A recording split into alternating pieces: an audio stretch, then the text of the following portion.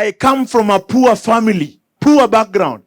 We edited last week. If you are 20 and you are poor, now you are the background. We have edited the age. You know why I edited the age? According to the Bible, a man is fully grown at 20. You would be sampled for war. And if you are 20, listen to me, and you are poor, it is up to you.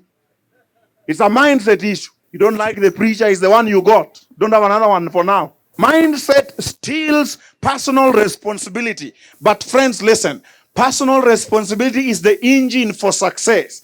In the book of Genesis, the Bible talks of Joseph. It says, if anything was done in the prison, Joseph was the doer of it. That should be the book of Genesis 41:20. There's a good old Negro spiritual that says, not my mother, not my father, but it's me, O Lord. Where do you stand when it is in relationship with your poverty? Is it your mistake or you're blaming your father? I wish some of you went to my village. I would have all the reasons to blame. Let me tell you, me, I'm an orphan. Orphans are making it.